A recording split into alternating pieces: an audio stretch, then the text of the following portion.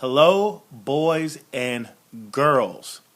You are now watching and listening to a Peter Talks special.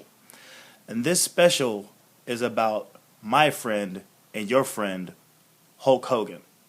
Now, if you're a wrestling fan, hell, you don't even really have to be a wrestling fan. If you've been alive over the past couple of months, if you ever heard about the situation with Hulk Hogan, then you've basically been living under a rock. Because the magnitude and the stardom that Hulk Hogan is in terms of what he represents in American culture is something big.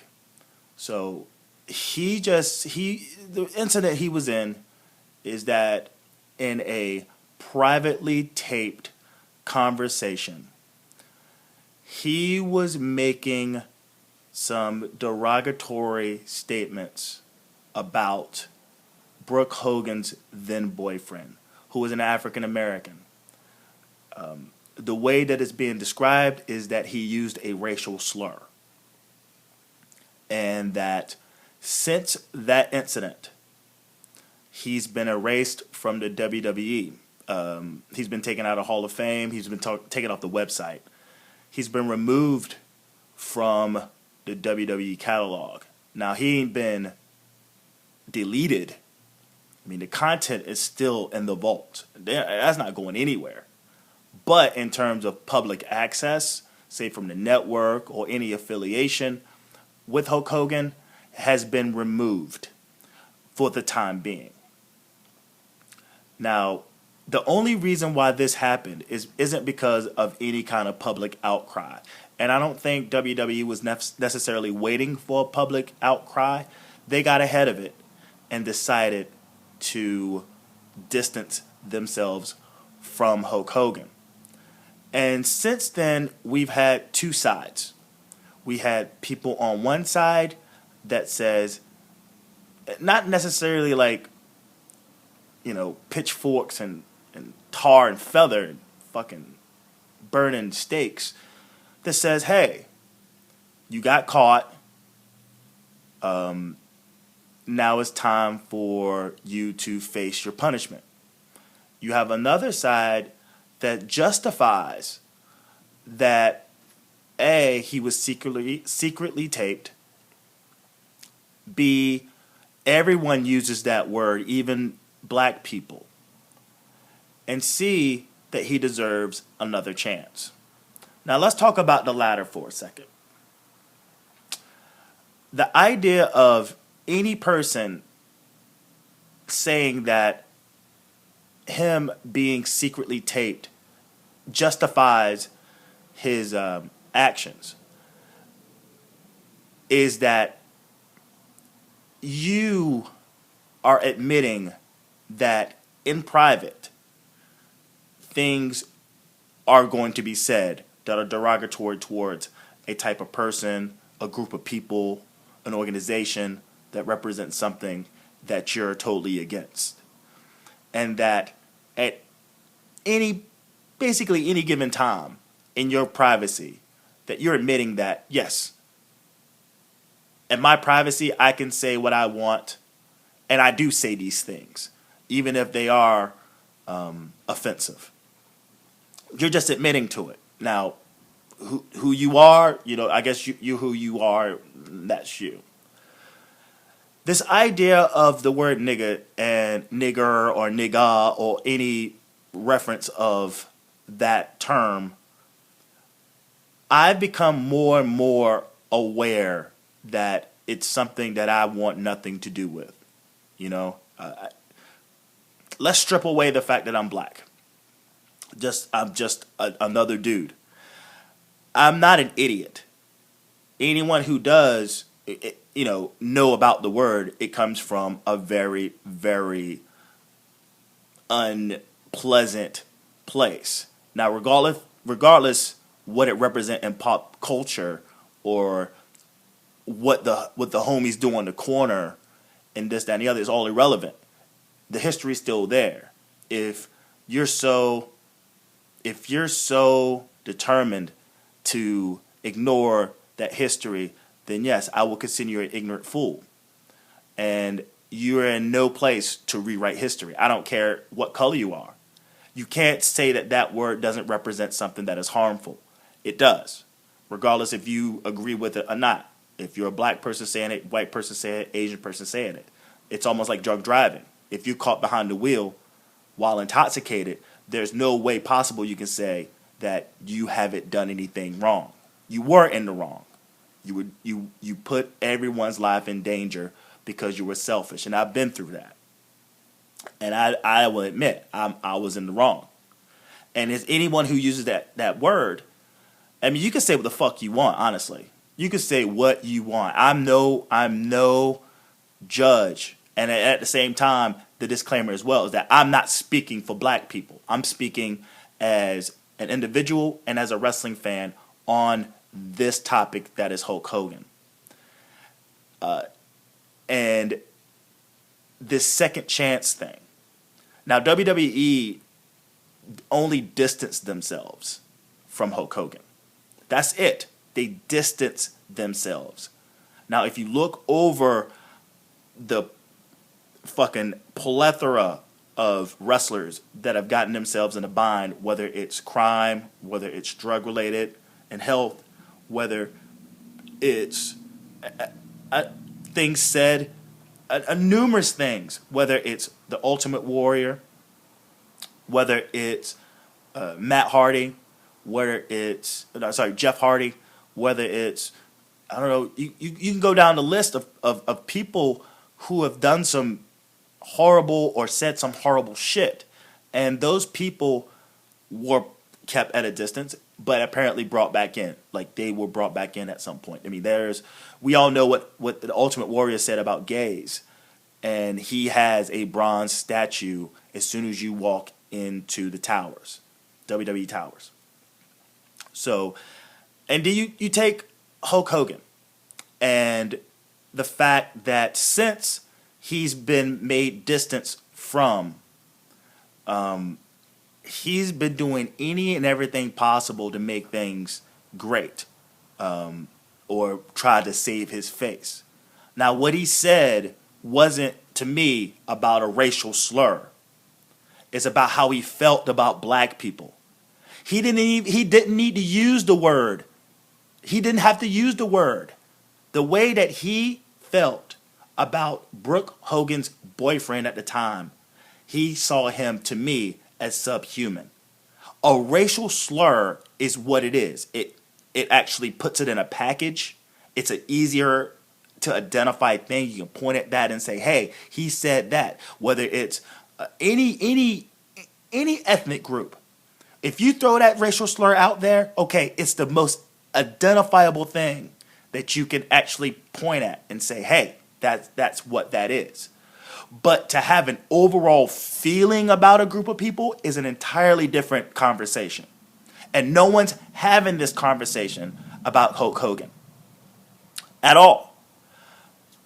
When we look at things like Black Lives Matter, and you look at what's been happening in St. Louis, and you're looking at what's happened to recent incidences of cops and African Americans and death being involved, where you use excessive force to control someone, and black people speaking out about it and saying, hey, just cut it out. You don't have to kill us. And the idea that everyone else is looking down on this awareness that we are getting killed by cops, right? This awareness. It's just awareness. It's, hey, Black Lives Matter. You want to make it less. You want to be like, oh, all lives matter. All lives. No one said that no other lives matter. You're getting the message confused. All lives do matter. But let's focus in on this right now and make it better, right? If there's other groups of people that have issues with something, they create a caucus, they get together, and they try to right the wrong. Black people have every right to do the very same thing.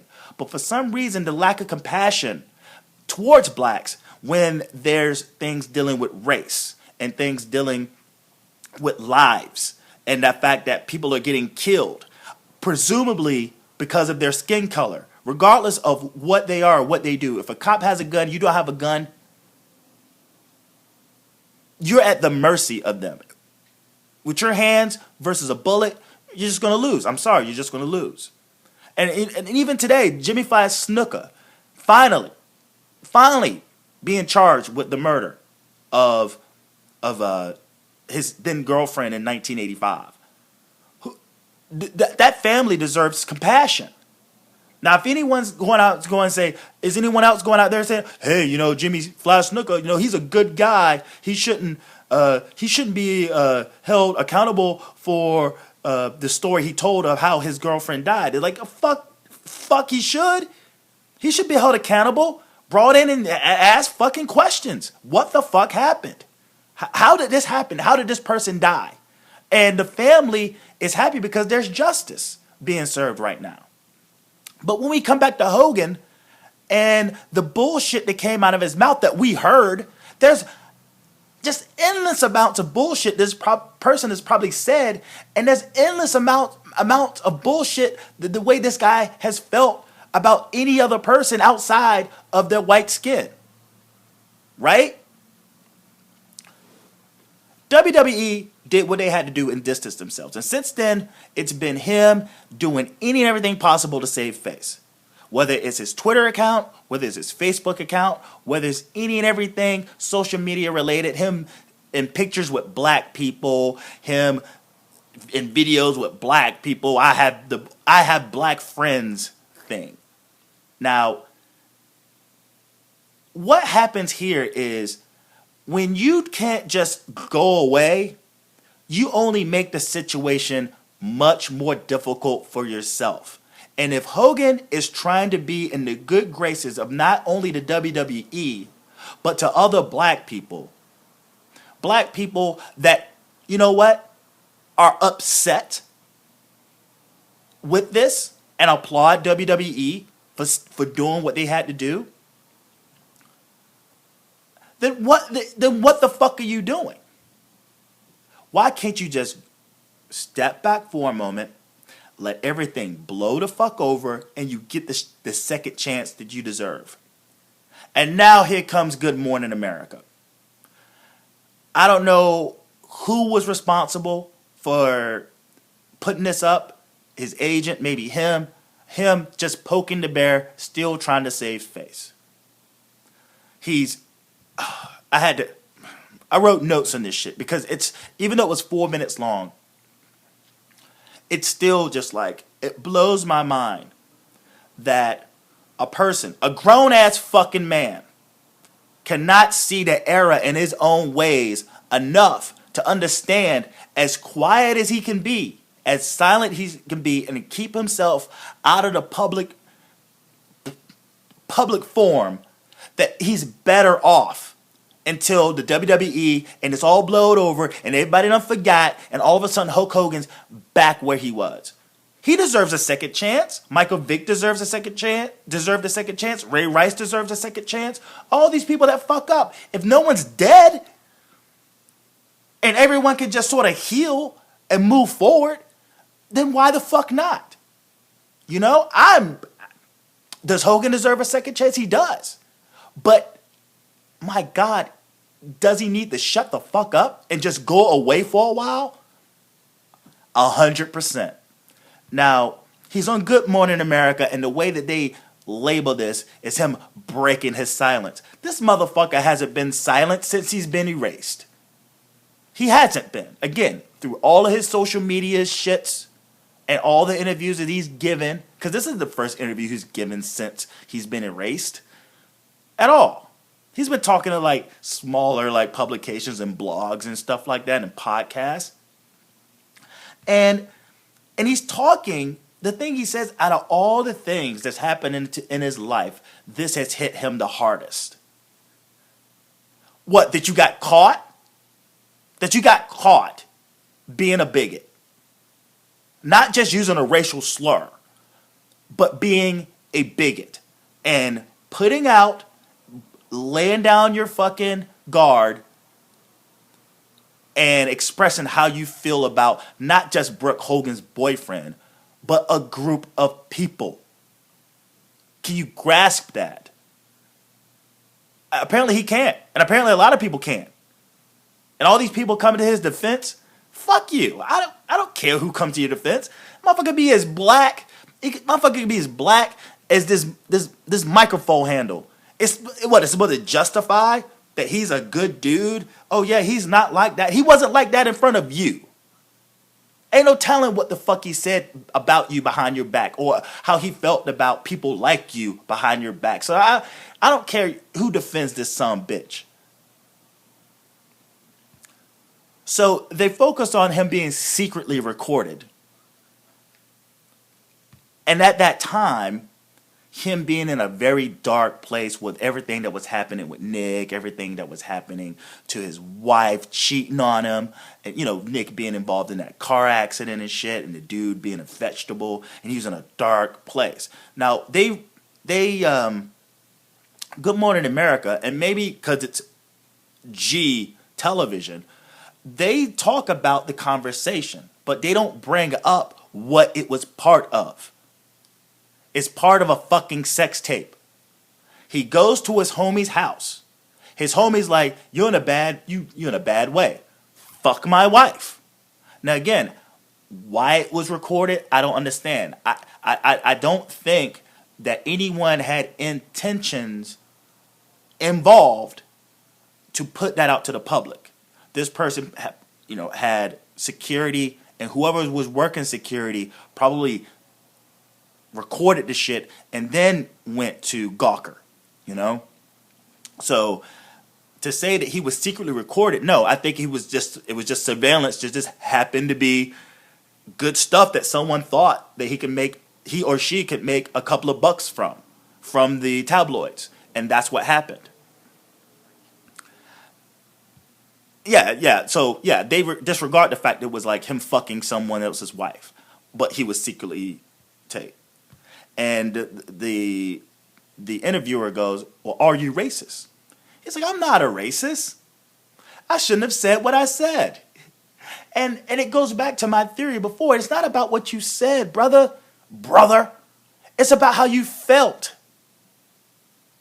It's about how you felt. Or you were angry at your at your daughter's boyfriend and things of that nature. Well, he just happens to be black. And you just happen to feel the way you do about blacks. And that what came out of your mouth is what you fucking felt. And then he talks about growing up in Tampa, and that like he blames his environment in which he was brought up, where he would see people say it all the time, and people said it like it was nothing, and this, and nigger was how you greeted each other. Again, it's not about the word.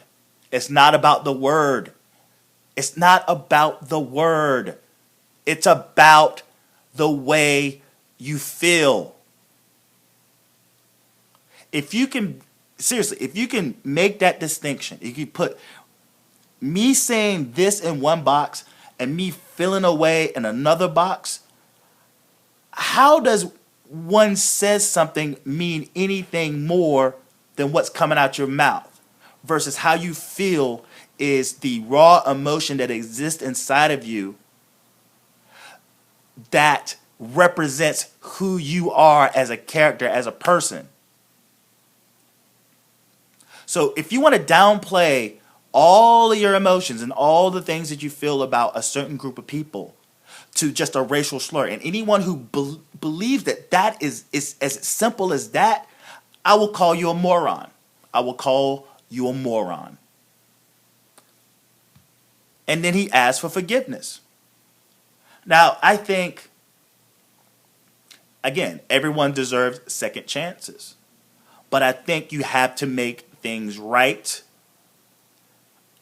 But for the most part, you have to just vanish.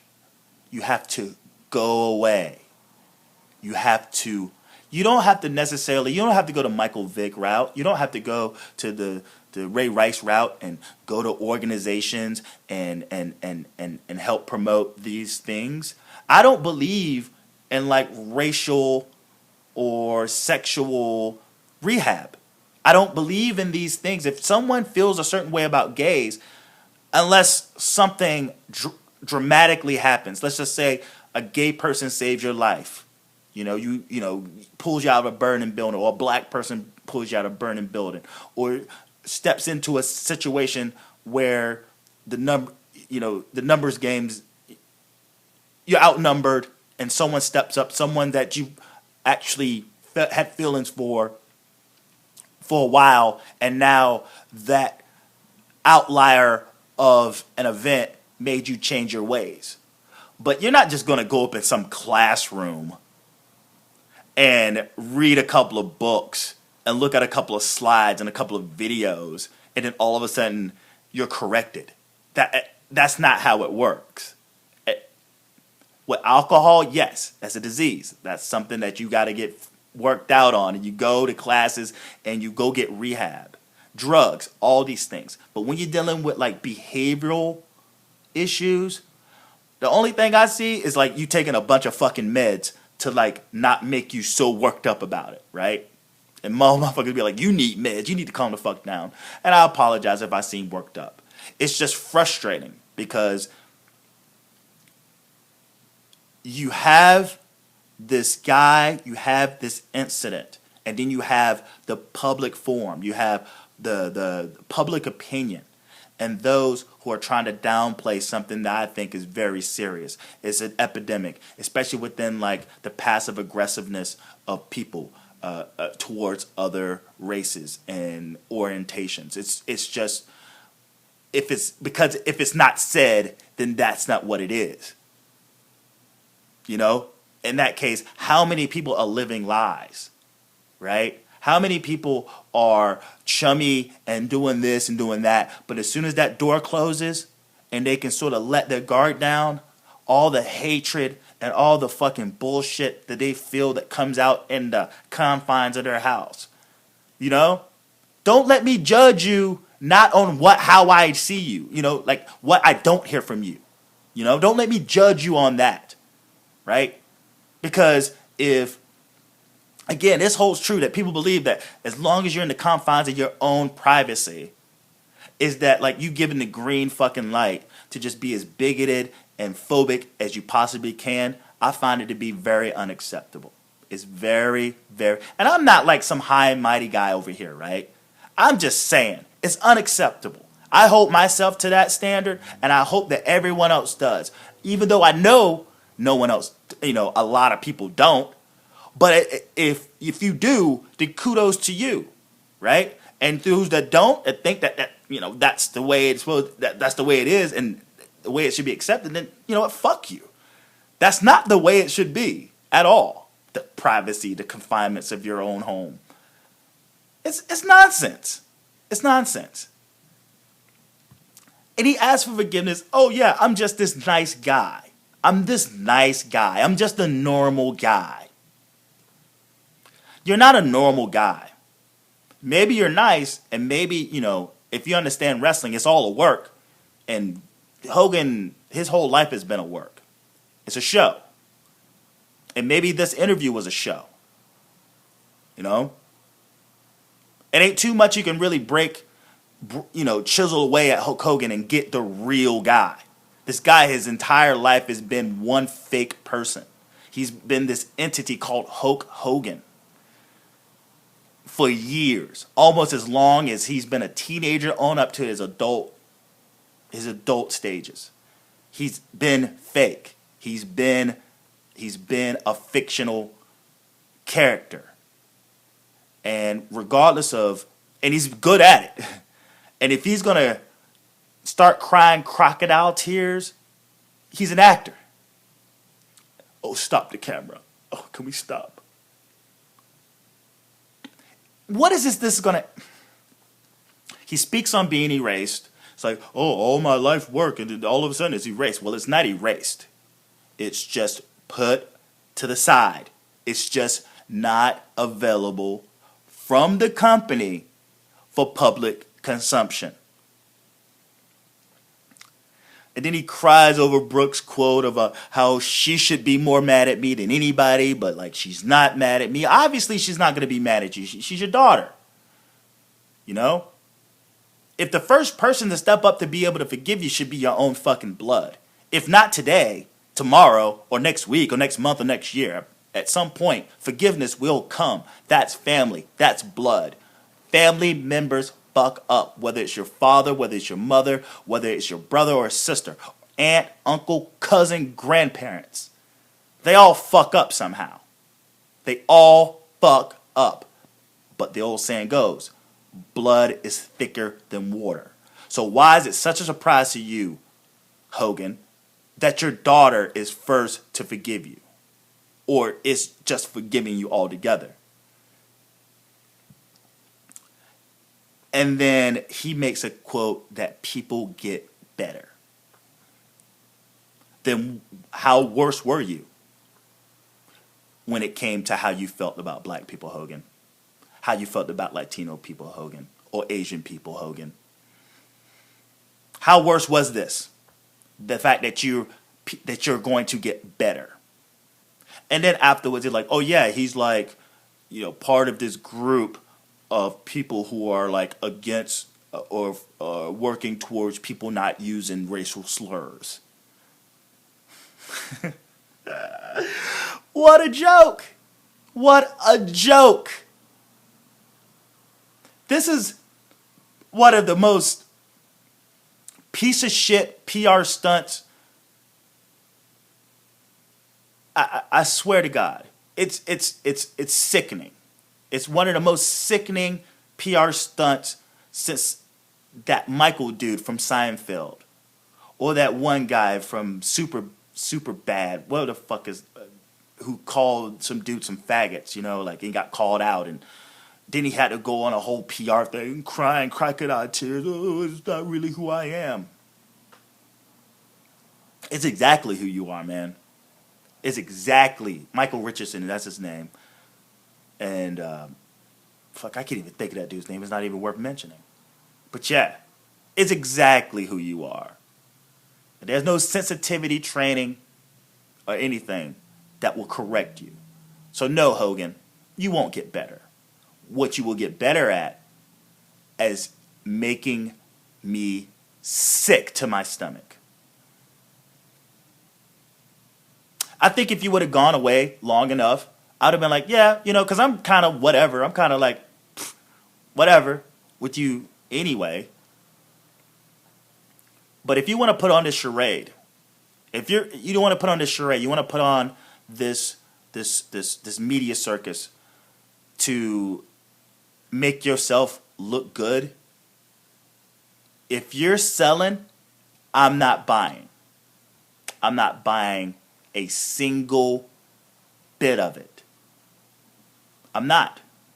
And anyone who's looking at this video or listening on SoundCloud or listening on iTunes or listening on Stitcher, don't buy into this crap. Don't buy into it. If you on yourself look at it from a wider perspective and say, hey, this is what happened, this is the way it is, this is what it is, I'm able to move on from that, then you have every right, and I applaud you. But when you start coming up with excuses, you start coming up with justifications, and you start coming up with like just blatant silliness that just disregards like apathy for any race outside your own, then yeah, you're an idiot. You're a fucking moron. Because this isn't something that you justify. This ain't something you make excuses for. What you do is that you man up, you put your chest out, you put on your big boy pants, and you face the music.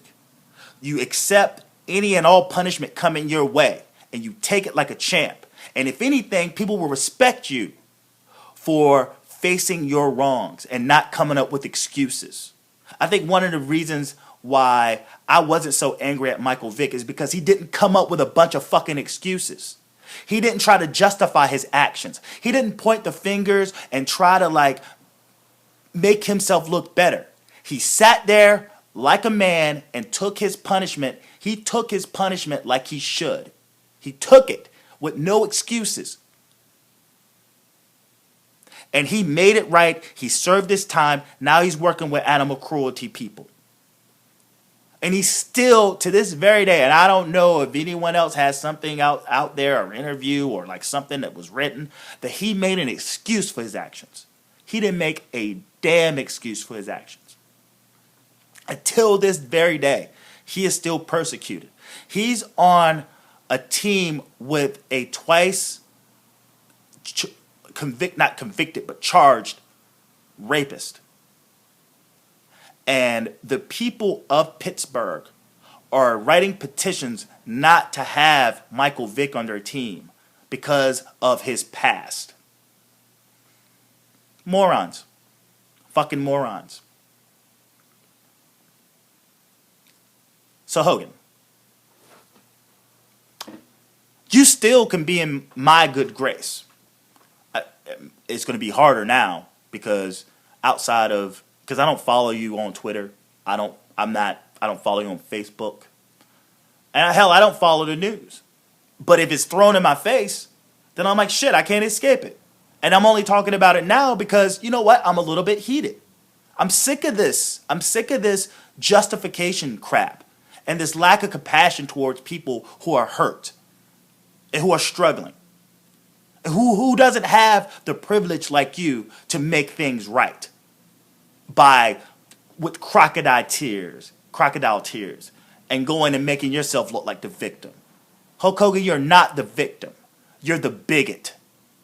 And until you come face to face with that reality, you're going to only make yourself look just as bad by trying to justify your bigotry and your denial of who you are, and trying to put up this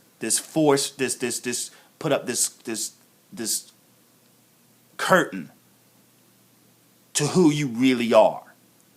You're no different than China right now, bum rushing Triple H at a funeral. You know better than her. As long as she keeps her distance, there's a chance that she can be in their good graces, the WWE. And it's the same for you. You look desperate. You look like a fool. You look like a fucking fool. And that's all I have to say about that. I can't deal with that kind of crap. It's dumb and it's sickening. Just go away and have people forget you for a while. Stop trying to make excuses. And stop having people make excuses for you. Man up and face your shit like a man. In the great words of the Macho Man, Randy Savage, be a man, Hulk. Be a man.